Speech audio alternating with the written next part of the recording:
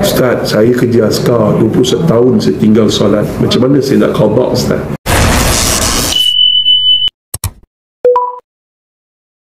Tuan-tuan dan puan, iman yang paling tinggi adalah iman orang yang bertakwa.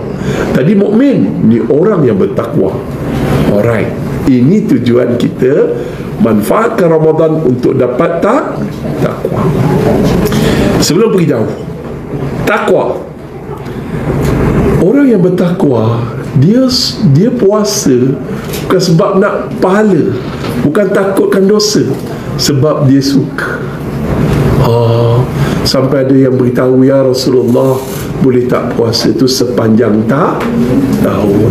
Boleh tak Ramadan itu sepanjang tahun? Sebab tu daripada bulan Rejab mereka dah rindu. Berkati kami Rejab, Sya'ban, dan masukkan kami dalam bulan Ramadan sebagaimana dibacakan oleh pengerusi majlis yang lain. Siapa nama pengerusi majlis? Nazri Haji Nazri. Selalu saya jumpa orang pakai haji, semua pakai sarban. Ini dia pakai cap. First time. Sponsor. Oh, memang. Okay, let's go. Habis, selesai. So, faham level iman manusia kita manfaat untuk naikkan iman kita. Kalau orang bertakwa, kalaulah orang mukmin solat, hatinya khusyuk. Orang bertakwa solat, hatinya rindu. Wahai orang-orang beriman, telah diwajib. Wajib dalam bulan Ramadan berbeza tau. Beza. Fardu dalam bulan Ramadan diberi pahala 70 kali ganda. Faham ni? Sunat diberi pahala macam tak faham. Ustaz bagi contoh. Tiba-tiba TM Perak lah, TM Perak, TM Malaysia besar sangat. Dia kata siapa yang datang dengan ceramah Ustaz Nafi dalam dewan ni, TM Perak akan membayar bonus sebanyak 7 bulan. Amin. Oh, yang itu kau faham. Yang itu faham no dia. Alhamdulillah. Kalau boleh yang belakang anjak ke depan sikit pula, sebab ada sangat yang ni nak masuk tak buat. Mari ajak. Dah datanglah depan. Yang laki-laki datang depan lah, sian. Boleh orang perempuan duduk belakang. Terima kasih aja hantar Allah. Abang ni berani. Macam ini jantan. Ini 8 bulan bonus. Ini soal lagi. Ini negara KL Malaysia. Oh, negaraku. Okay, let's go. Tuan-tuan dan puan-puan, muslimin dan muslimat, kita sebut tentang fardu. Sebab tu manfaatkan Ramadan sebagai bulan merebut pahala. Buat kebanyakan, buat hasanah banyak-banyak. Boleh tak? Ustaz ajar sikit-sikit dia. Ni tanggungjawab lah. Ini pandangan berbeza-beza. Ustaz disahkan kanser, lepas tu doktor kata setahun. Ustaz sebut Alhamdulillah, jiwa Ustaz pun tenang. Siapa tenang, dia menang. Perkara pertama Ustaz buat, qada salat. Ustaz qada salat. Jangan. Wallahi, perkara pertama yang dihisap di akhirat nanti adalah salat. Tak ada seorang mufti ataupun ulama ataupun ustaz yang mampu jadi peguam bela tentang solat yang kita tinggalkan. Jadi ustaz dah tahu, doktor cakap lebih kurang setahun kan, ustaz qada lah subuh, qada subuh, zuhur, qada zuhur. Ustaz, saya kerja askar 21 tahun saya tinggal solat. Macam mana saya nak qada, ustaz? Dia bukan suruh qada macam tu. Qada jangan kira, tapi mula, start. Subuh, qada subuh, zuhur, qada subuh. Tuan-tuan bebas saya nak pilih pandangan mana, tapi jumhur ulama, kebanyakan ulama, ada 2-3 orang ulama yang berbeza pendapat ni. Kita taubat tanda suha, Perumpamaannya seperti kita membeli insurans, tetapi tiap bulan kita bayar. Kita bayar juga dengan qada subuh, qada subuh, zuhur, qada zuhur. Andailah dalam bulan Ramadan ni kita qada subuh, Allah lembut hati, Allah padamkan 70 kali subuh yang pernah kita tinggalkan. Ustaz, saya sempat qada setahun je Ustaz.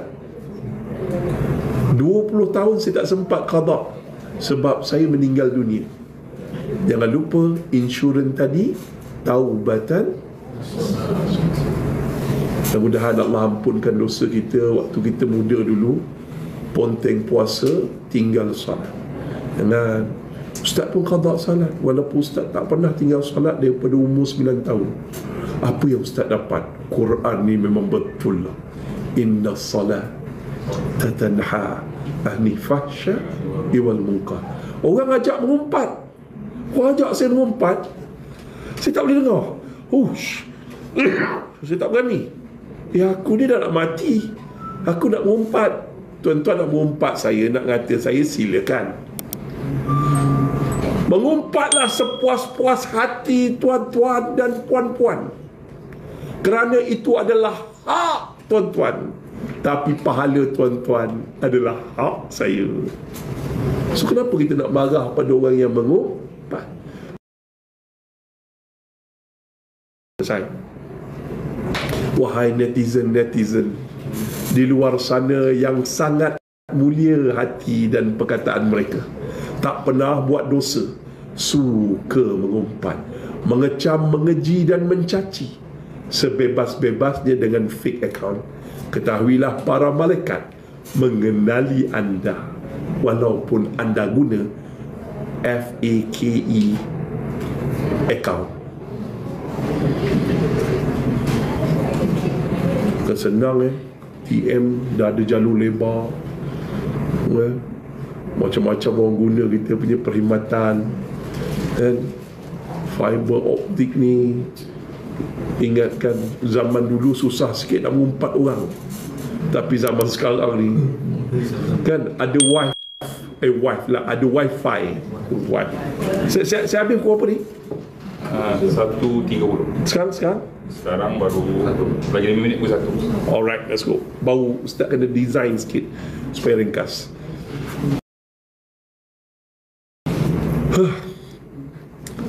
Ustaz minum dulu Baik. Ustaz ni tak sihat. Kebanyakan penceramah-penceramah hari ni ramai tak sihat. Salah satu puncanya yang kami tak sihat adalah setiap kali kami ceramah, kami minum air putih. Tak nak buat apa? Kalau tak, maksud saya, kita datang TM Ipoh ni, maknanya biarlah fresh orange. Milo tabur ke, gurau.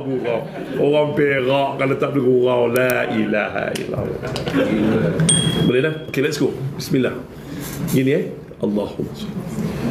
Wahai orang-orang beriman, telah diwajibkan kepada kamu berpuasa. Puasa apa dia? Ada dua je. Manfaatkan Ramadan ni dengan ilmu. Puasa rukun dia dua. Pertama, niat. Niat ni mengajar kita akidah puasa. Apa akidah puasa? Itu dia. Kalau 12 jam tak makan, kita lapar.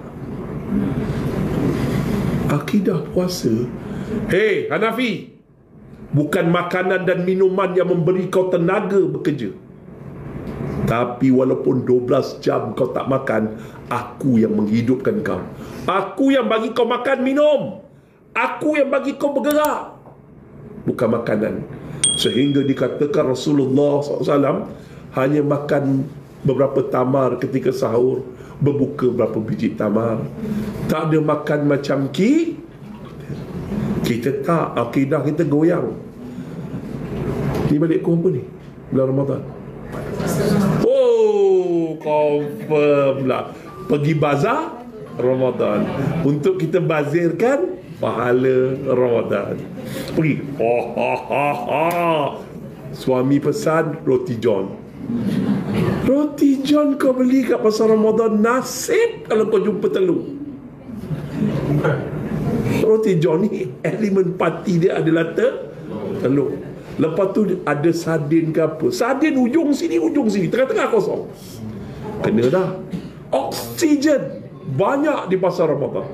Ada kari puff, ada apam dan macam-macam yang oksigen ni. So jangan. Nasihat Ustaz, dalam bulan Ramadan ini kita kena niatkan, faham akidah puasa bukan makanan yang memberi tenaga padaku, tapi Allah. Rasulullah SAW siang hari mampu berjihad, malam hari mampu beribadah pada Allah Ta'ala. Kita pagi sahur apa? Sahur apa pagi? Tak ada. Pagi sahur perangat balik apam balik semalam yang tak habis masa buka puasa. Lepas tu perangatkan balik ni steam limau, siakap steam limau tu, perangat balik nasi apa semua makan. Waktu imsak boleh makan lagi. Oh, dia taruh barang siapa yang melewatkan bersahur besar pahala, dia taruh sampai mikrofon terketuk. Oh, boleh lagi dia. Tiba-tiba Allah apa hukum dia kalau orang dah tengah minum, tengah on the way minum dia, tiba-tiba orang azan, apa hukum dia? Habiskan bagus, nampaknya betul lah tu. Habiskan puasa tetap batal. Keluarkanlah. So nasihat Ustaz secara ringkas, tolong jaga. Lepas tu yang nombor 2 tuan-tuan, kita tak perlukan makanan dan minuman, kita hanya perlukan Allah. Para sahabat dan Rasulullah SAW mengenyangkan diri dan keluarga mereka bukan dengan makanan, tapi dengan iman. Jom latih iman kita. Okay dah? Selesai. Yang kedua tuan-tuan, rukunnya menahan. Perkataan menahan diri daripada sesuatu yang membatalkan puasa, daripada terbit fajar hingga terbenam mentari. Ya ayyuhallazina amanu kutiba alaikumus siyam. Siam ni makna menahan diri, perbuatan saja. Tapi dalam bahasa Arab ada saum. Saum ni maknanya apa?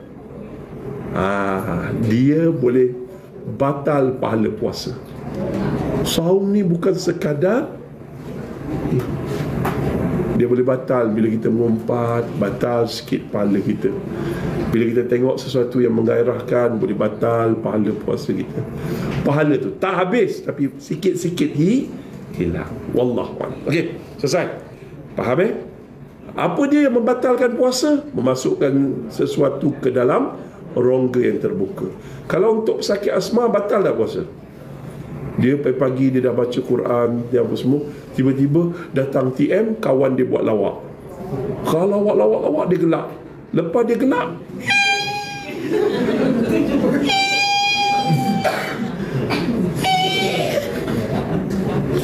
dia pun ambil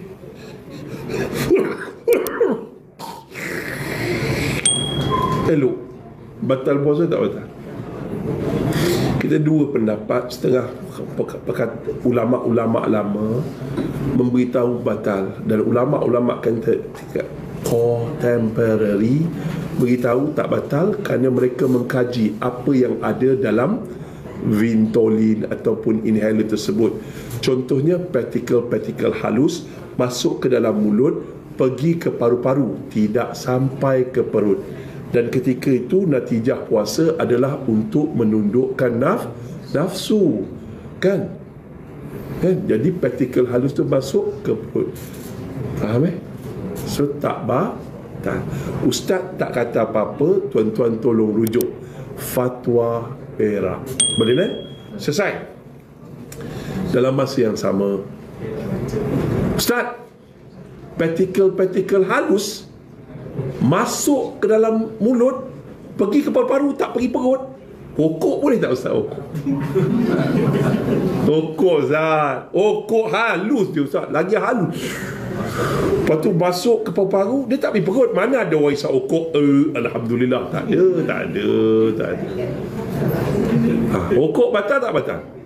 So kena ingat, dia kena ingat, inhaler Vintolin itu menyelamatkan nyawa. Dengan izin Allah, Lepas tu rokok adalah berasaskan nafsu. Dalam bulan Ramadan ni kita manfaatkanlah berhenti sabro. Boleh berhenti sakwib, boleh. So Ustaz kata akidah puasa tak perlu rokok, tak perlu makanan, tak perlu apa. Aku boleh hidup, aku boleh bekerja walaupun 5-6 kali menguap. Sangat. Ini waktu apa? Waktu rehabilitasi. Manfaatkan. Kalau boleh cubalah Ramadan kali ni doa, ya Allah, aku ni dah berapa puluh kali dah aku nak berhenti rokok, tak boleh, ya Allah, tolonglah, bagilah aku dapat manfaatkan Ramadan kali ni, ya Allah, bantulah aku, ya Allah, aku nak berhenti rokok, isa'wid. Boleh? Yang gemuk macam Ustaz, ya Allah, tolonglah, ya Allah, aku nak cut down sugar, ya Allah, ya Allah, bagi aku sihat, ya Allah, aku ni seorang sakit kanser, ya Allah, tak berhenti nak makan gula. Boleh minta tolong dengan Allah. Bukanlah niat kita puasa untuk slim, sebab baru beli baju kebaya. Baju kebaya, Allah, dia pakai hari pertama pakai baju kebaya, longgar baju tu. Hari kedua tak payah, 2 jam selepas itu masuk lemah, masuk tercabut butang terus pakai jubah. Apa di syariat, la ilaha illallah. Gurau dah selesai.